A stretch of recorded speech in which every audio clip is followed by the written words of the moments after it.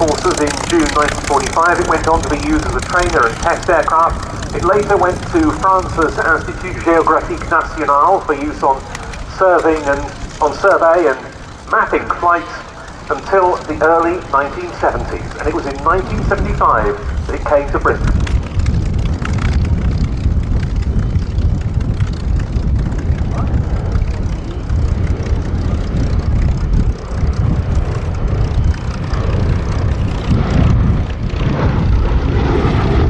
And ever since, Colin, it's acted as Britain's leading. Justify belief in some respects, don't they? Absolutely. Dozens of those aircrew sadly lost their lives flying from these shores. And many of them were repatriated back to the US, of course, but just up the road at Madingley, gravestones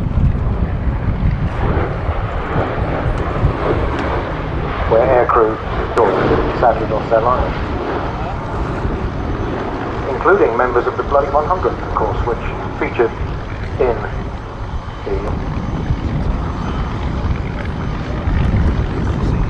Let's not forget, these were daylight raids against targets that were often very heavily defended, being in no small part industrial targets in Germany. They were, and in fact, the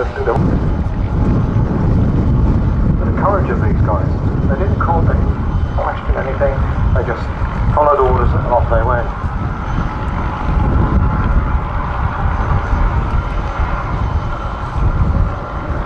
And B-17s like this, and Liberators of course, were a common enough sight in this particular area.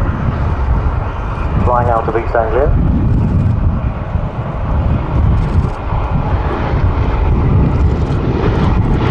It was called the Friendly Invasion at the time.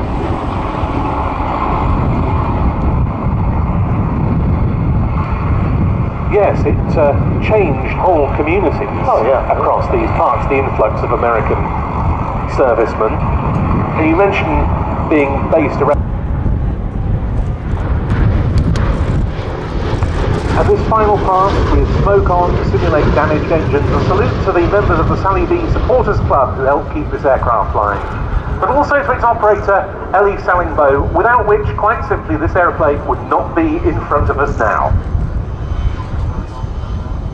Round of applause is very well deserved for Ellie and her whole team. It was her late partner Ted White who was instrumental in bringing this aeroplane to Britain 50 years ago. Remarkable, it's one of the epics of aircraft preservation. So fortunate, but thanks to all of that, it's still around to pay tribute to the sort of men Colin was talking about, the men of the 8th Air Force flying.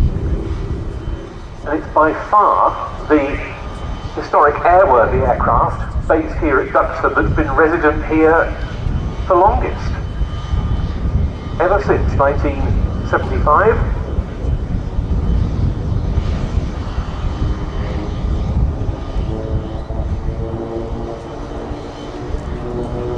Howling the black and yellow checkerboard markings applied in memory of the late Ted White comes in to land. A typically elegant showing from its crew headed by Captain Peter Kuipers and co-pilot Paul Schluer.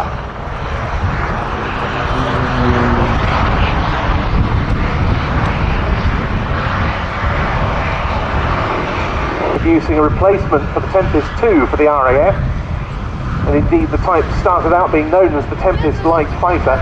Well, when World War II ended, the RAF no longer had a requirement. In any case, the jets were coming.